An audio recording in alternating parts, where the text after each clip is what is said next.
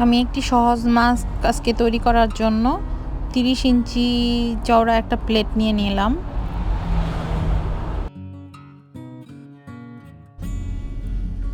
এখন একটি কাপড় নিয়ে নিব,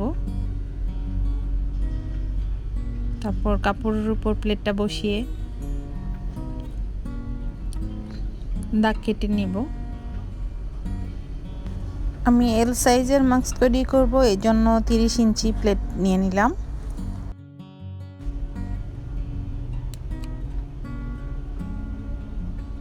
এখন রাউন্ড শেপ করে কেটে নিব কাপড়টা।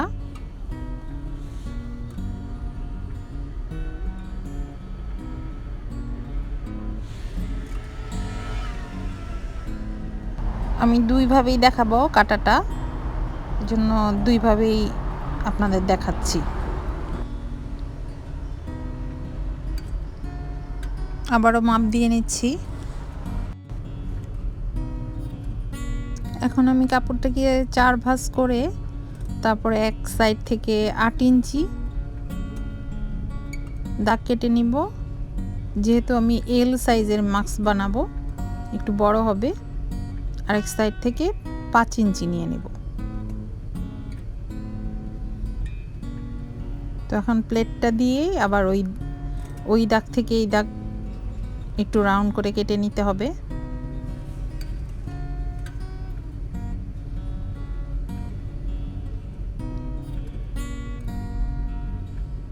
আবার একটু সুন্দর করে কেটে নিব যাতে শেপটা সুন্দর হয়।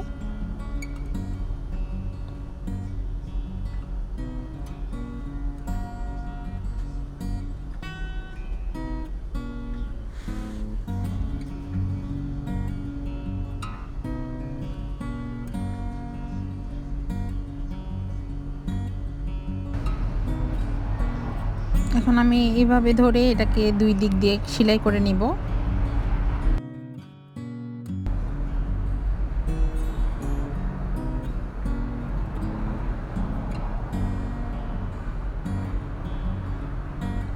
তো আমি আরেকটা কাগজে একটা ডামি করে নিয়েছি, যার ফলে সহজে কাটার জন্য এই কাগজটি ব্যবহার করে দাগ কেটে আমরা সহজে কাটতে পারি।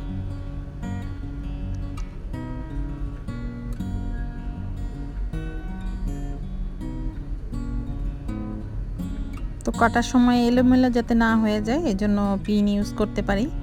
পিন ইউজ করলে আপনার কাটতে সুবিধা হবে। কাপড়টা নড়বে না, যার ফলে কাটা সুন্দর হবে।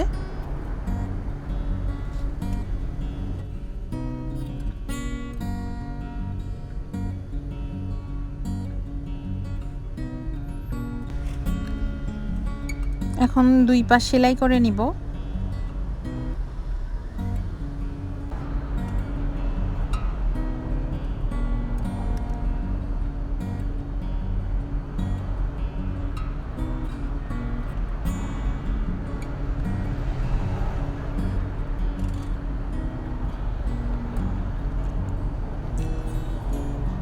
তো চারিদিকে যাতে রাউন্ডটা সুন্দর হয়, এই জন্য ছোট ছোট কাট দিয়ে নিব, যাতে উল্টালে এটা খুব সুন্দর রাউন্ড শেপের হয়।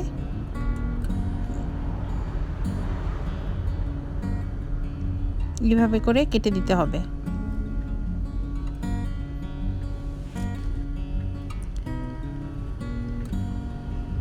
তো আমি এখন যেটা করব, দুইটা সেলাই করা মাথা একসাথে এনে মাস্কটাকে আবার সেলাই করার জন্য, চারিদিকে সেলাই করার জন্য দুইটা সেলাই করা সাইড একসাথে করে তারপর সেলাই দিব।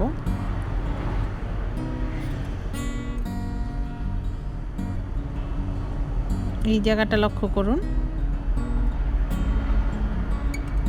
এখন দুইটা মাথা একসাথে ধরে যেই জায়গাটা সেলাই করেছি রাউন্ড শেপের, ওই দুইটা জায়গা একসাথে করে আবার চারিদিকে সেলাই দিব।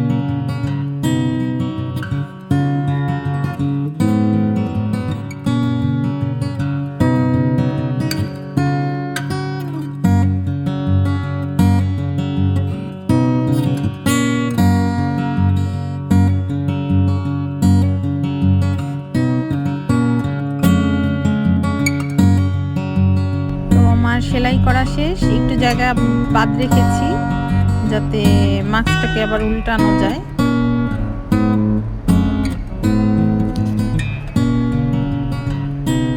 এখন আমি এটাকে উল্টে নিব।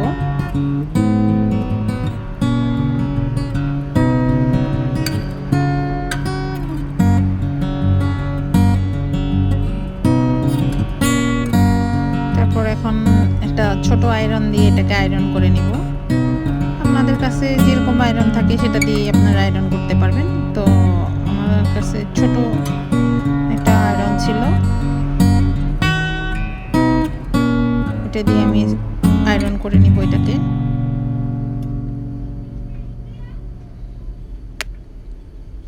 মাস্কের আসল জিনিসই হচ্ছে এটাকে আয়রন করা লাগে। আয়রন না করলে জিনিসটা সুন্দরভাবে বসে না, যাতে পরবর্তীতে সেলাই করলে সেটা সুন্দরভাবে বসে এবং দেখতেও খুব সুন্দর হয়। এই জন্য আমি আয়রন করে নিব।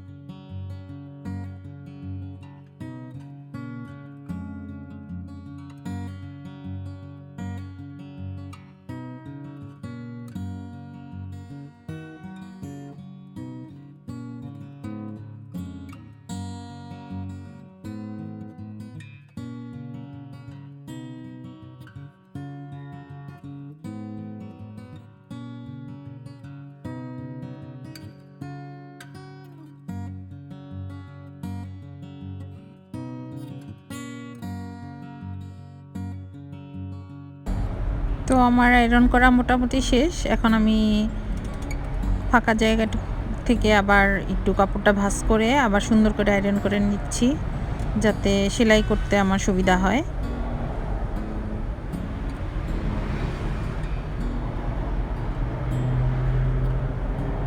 এই তো দেখুন, আয়রন করার ফলে জিনিসটা কত সুন্দর হয়ে গেল। এখন আমি চারদিকে রাউন্ড করে আবার সেলাই দিয়ে নিব।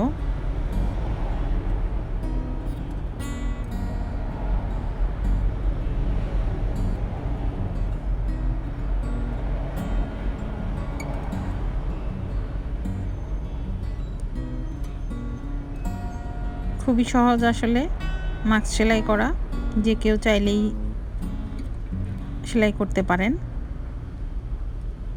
যারা সেলাই করতে জানেন তাদের মাথায় খুব সহজেই এটা ঢুকে যাবে। খুব সহজ একটা মাস্ক। দেখুন কত সুন্দর চারিদিকে সেলাই হয়ে গেল।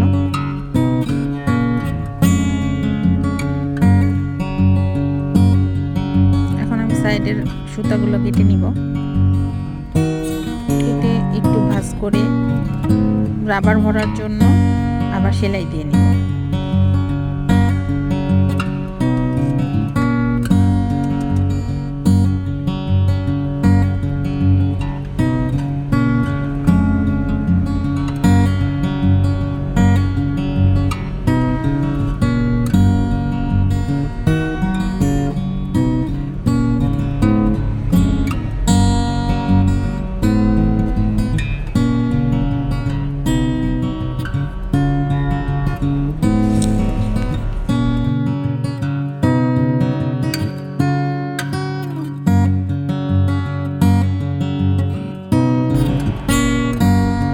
তৈরি হয়ে গেল আমার মাস্ক।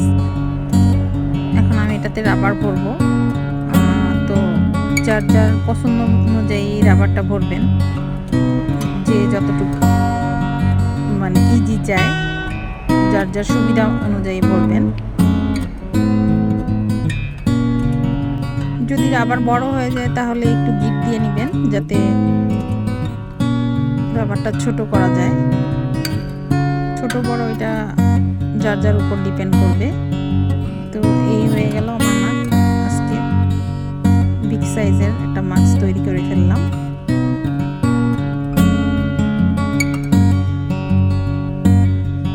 আবার দেখা হবে ইনশাল্লাহ অন্য কোনো মাস্ক তৈরির ভিডিওতে। সে পর্যন্ত ভালো থাকবেন। আল্লাহ হাফেজ।